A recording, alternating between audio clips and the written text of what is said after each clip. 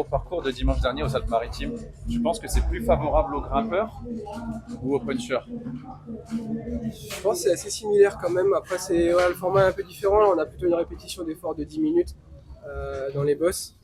Là où voilà, le week-end dernier aux Alpes-Maritimes, c'est des efforts plus longs sur le début de course et voilà, la montée de Gourdon qui était quand même assez longue. Donc c'est un format un peu plus court. Je pense que c'est peut-être un peu moins grimpeur que la semaine dernière, quoique avec la répétition. C'est un peu différent quand même, mais c'est un peu dur de définir entre les deux. Avec la même stratégie vraiment à 100% autour de toi ou pas forcément totalement? 100% non, je pense que ce serait une erreur de partir à 100%. On a d'autres coureurs qui marchent très fort, Nicolas Prodhomme.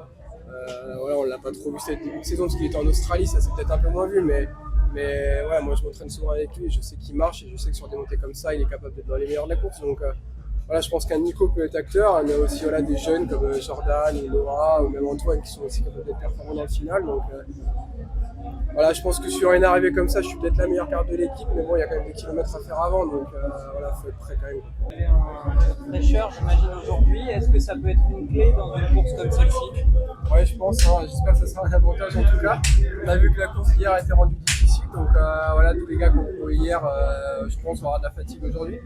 Après voilà, on sait aussi que tout le monde récupère bien aussi à notre niveau, donc je pense qu'il y aura encore une super équipe aujourd'hui. Hein, faut pas espérer des miracles, mais bon, en tout cas, moi je me suis bien préparé, je suis toujours en forme, donc j'ai hâte de courir. Ce serait quoi le scénario idéal pour votre équipe aujourd'hui?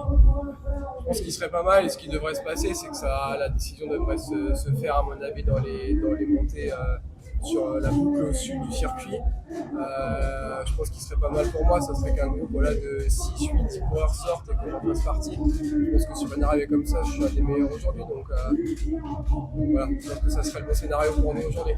Un mot sur la victoire de Paul Sexas hier, comment vous l'avez vécu vous?